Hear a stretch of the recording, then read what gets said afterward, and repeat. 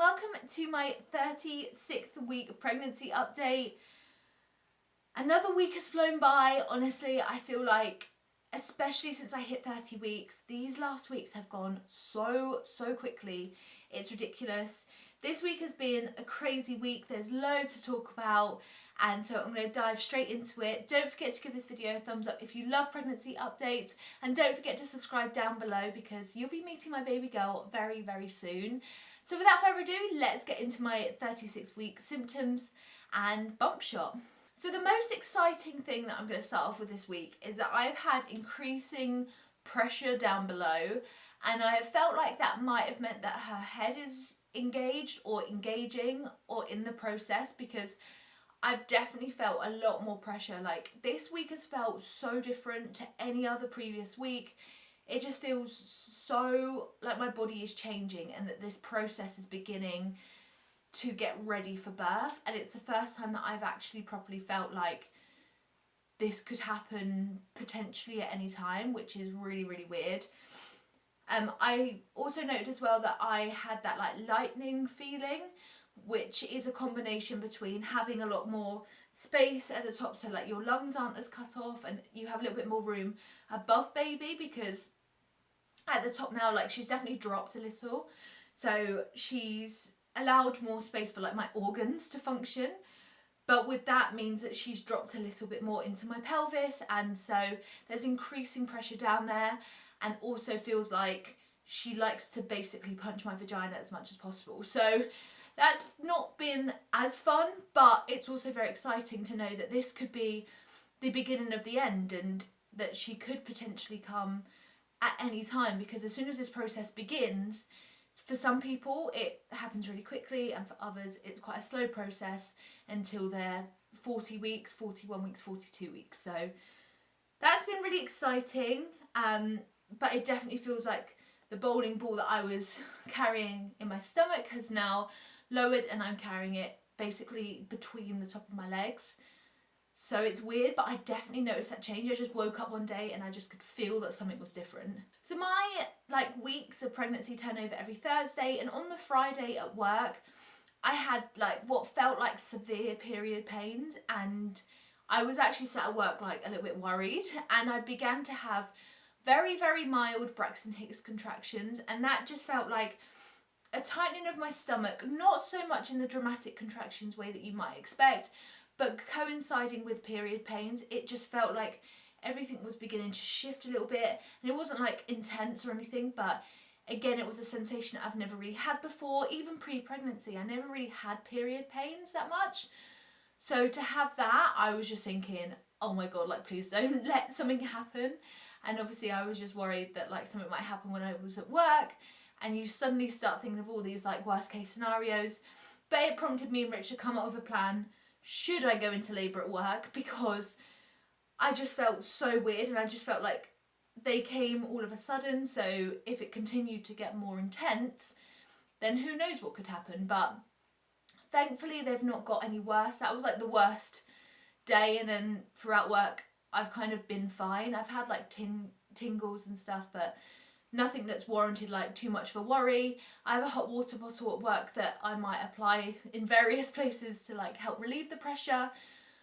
But yeah, it was just really weird, and I just remember being sat there just thinking, I don't know whether to go home, who knows. And I just remember thinking I'll just wait it out, see if it gets any worse, and it was just consistent throughout the day but didn't get any worse. So I stuck it out, and I was fine. When I got home I just laid on the sofa and just chilled. But yeah, it was really weird. As you would have known in my previous two videos, I have now packed my hospital bag and the baby's hospital bag as well. I did this more in a panic of after having these tingles and twinges and thoughts of oh god, this could happen. I thought, I haven't actually got my hospital bag together, and it worried me because I always thought, oh, I'll do it when I'm 30 weeks, so it's there if ever I need it. And suddenly I was at 36 weeks and there still wasn't a hospital bag done. So I did that. Rich got the bag out of the loft and I've filled those. I will make sure I link the videos down below if you want to watch those videos, because I've just told you exactly what I put in there and why and stuff. And there'll be the last two videos on my channel as well if you do want to go back and watch them. hopefully it helps you if you're about to pack yours. But yeah, it just feels really scary, the fact that my hospital bags are down there. I can see them, and if anything were to happen, I know that they're there for us to grab the car seat and things like that, and then you'll be ready to go. So that was weird to do, but I'm pleased that it's done, because it was one of those things I was putting off. But yeah, it's all in there now. On the Saturday of week 36, I went into town with my mum and dad, and we did like a bit of shopping, and then we went for a carvery after, which was amazing, by the way. Like, oh, so good. But whilst I was in town, I think it's the, like, as it's getting cold outside, and as it is quite cold outside, obviously the shops have their heating on. I think it was more of a combination of being in a really hot shop. I think I really noticed having quite a lot of nausea and sickness, like more of a feeling, when we was in Primark. The nature of Primark is that there's loads of people in there already. It's always really hot. And I think I had like something similar to this on, which is like a thin jumper. So I just felt like I needed to get outside. I needed fresh air. I'm constantly thirsty as well, so I'm just constantly drinking whatever I can to keep myself cool. But it was really weird, and like the first time that I felt like actually maybe I shouldn't have gone out, because I try to do things as much as I can just to keep myself a bit active, and it made me worry, like, what if something were to happen? But I think it's just more the nature of her beginning to descend a little bit, just made me feel a little bit weird. Obviously I had the Friday at work where I felt a bit crappy, but as soon as I got home I rested up, and then I felt absolutely fine.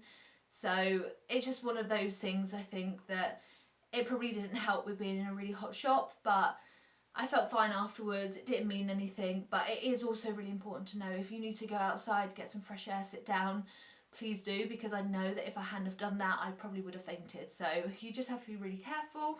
This week was the first time as well in like the whole of the pregnancy that I'm just felt so done with being pregnant. I just felt like I wanted it to be over. I just wanted to feel myself again, and it's just like the weeks are going so quickly, but I think especially over these next few weeks, however many weeks I have left, I'm only going to get increasingly more and more uncomfortable, because she's getting so big now.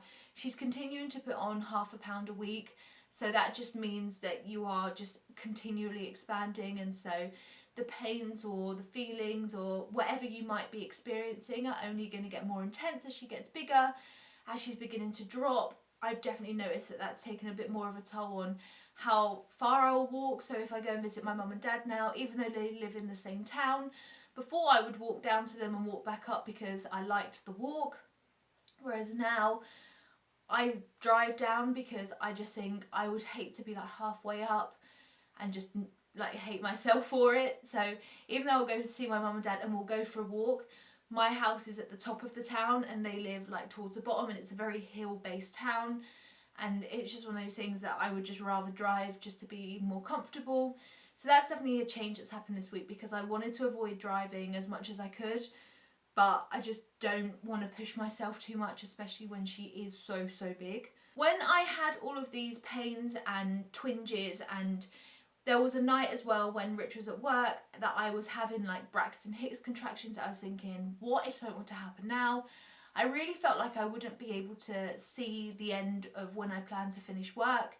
And so I've done my handovers at work a little bit sooner than I would have normally, because I was just so worried about leaving and not having had a handover, because things are quite abrupt and you kind of leave very quickly. So I felt like that, like especially at the beginning of week 36 when I just felt really crap. Upon reflection, I was probably just feeling a little bit dramatic, and I think that I'll be fine. I'm working until I'm 38 plus 1 day, so it's really not long left. It's about 2 weeks left, and the end is definitely in sight. So it's gonna be quite nice not having to go to work, because I work full time at the moment, so it's been nice to be able to sleep in a little bit more, catch up on sleep, chill out, all stuff like that. But I really did feel like at the beginning of week 36 that I wouldn't make it to 38.1 just to finish work, let alone like 37 weeks to have the baby. But like when I look back, I think that I was just being really dramatic, and I will be fine. So yeah. And I'm also going to check like with my midwife, my appointment next week, how like engaged baby is, and how long she thinks I'll have, because I don't want to push myself, but I also don't want to take too much maternity leave this side of being pregnant, because I want to save as much as possible for when she's born. So yeah, I think I'll be absolutely fine, but I was like, I can't imagine being here, and I don't know, it's just really weird. Another thing that I did this week was finish my hypnobirthing book, and that was by Catherine Graves, and it was really amazing. I think I'm going to try and reread it, or read as much as I can again before I give birth, because I've kind of now understood the whole process, and I kind of want to reread it knowing what I know now in terms of like from start to end of labour and how you can approach different things. And I feel like this has really contributed to the fact that I've not been very scared about labour, because hypnobirthing tells you all about how to be positive and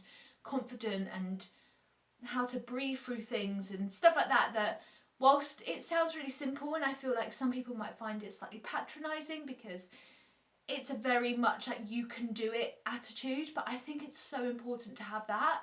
So whilst I'm not going to like exclusively hypnobirth throughout birth, I'm going to be realistic. If I need things, I need things, but I am going to try and take that approach to birth, where to try and keep things really relaxed and breathe through the techniques that she's taught us, and try and get through things one step at a time. Don't panic. At the end of the day, animals give birth without the medicine that we have, and they do it fine. So it's an amazing book, really insightful. I mean, I got my one from like Amazon for like £2 something, and it's like the best investment I've made, because it's really reassuring too. So I definitely recommend reading that book if you haven't done so already, or you're contemplating hypnobirthing, or have no idea about it and just think, oh, is that something that I might want to do? Read that book, because it helps like you understand the thorough process. So 100% recommend it. Really, really good. And like I said, I'm going to try and reread that, especially when I'm on maternity leave. I am going to try and like reread the whole thing, keep myself like up to date with what they're telling you, and just revisit all of these important steps, and hopefully I'll be able to like boss giving birth.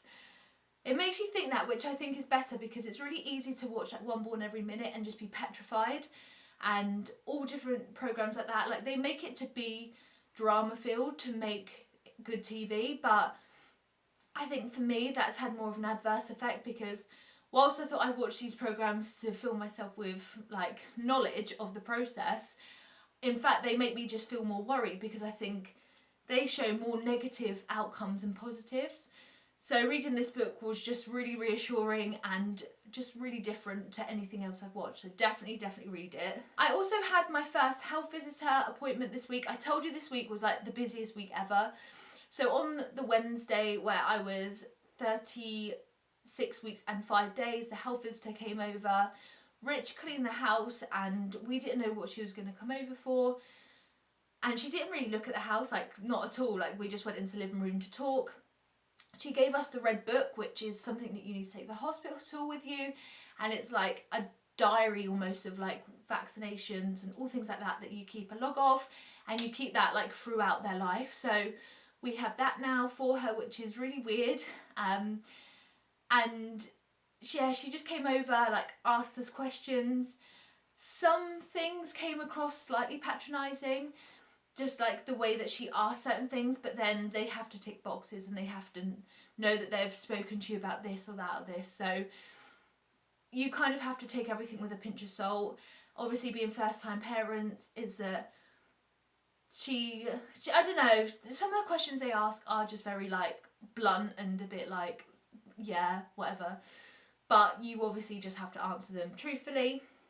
So we had her visit, and she was only here for about 20 odd minutes or something, which was fine. And you know, I asked a few questions, but didn't really have too many questions to ask, because she's going through the book like really quickly in terms of like, oh, this is information for this vaccine, or this is how to support sepsis or something. More just telling us what's in the book and like what to read up. But then she was like, oh, any questions about the book? And we were like, oh, we might do like once we read it, because obviously we haven't read it yet, so we don't know what it says. And she was like, yeah, well, we're only commissioned to come out like up to 5 times, so. And then we were like, okay, like that's fine, that's the way it has to be. But it just would have been a little bit more positive. So like, instead of saying that, she could have said, well, if you have any questions, either let us know, because they give you like a communal number, or like save them for next time I visit, or ask your midwife or something. That would have been the better answer. It's just things like that that I've just felt this whole pregnancy people could really approach conversation differently, especially for people that are new parents, because I've had a lot of you know, chats with my midwife or consultant or the health visitor that I just feel like could have been a lot more positive should they have used more positive language. But maybe that's just me and just reading into things too much. But I am also going to show you my bump now, because I'm sure that's what you're all interested in. I feel like I've got so much bigger this week, and I feel like I'm getting like, I'm putting more water retention on, like on my face. I'm just beginning to see like I'm growing a little bit. So I am like fully aware of that.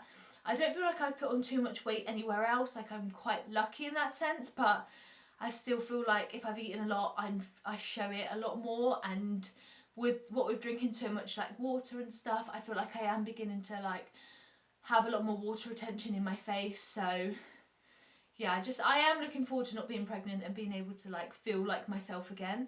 But let's show you the bump.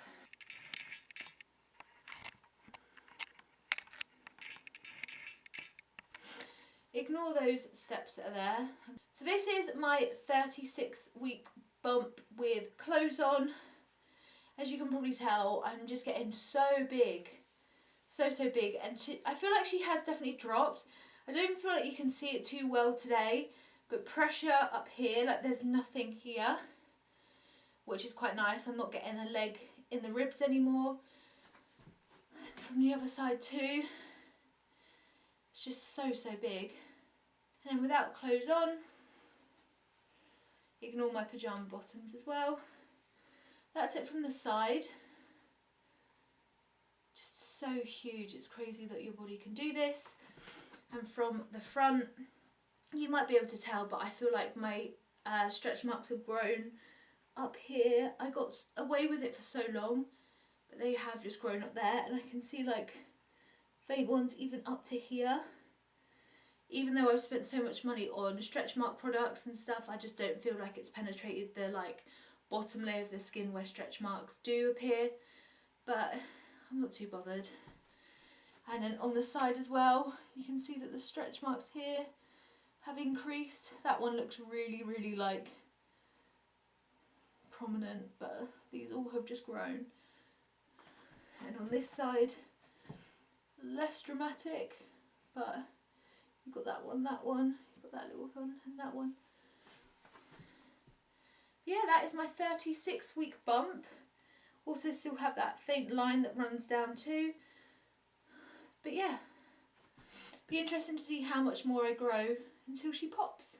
So that's it for my 36th week pregnancy update. I hope you guys have enjoyed, and if you are also 36 weeks pregnant, then oh my god, the end is in sight. I am sending all of my luck and my love to you.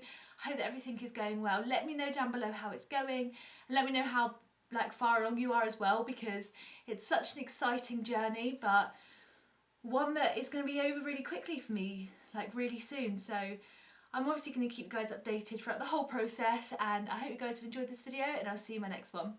Bye!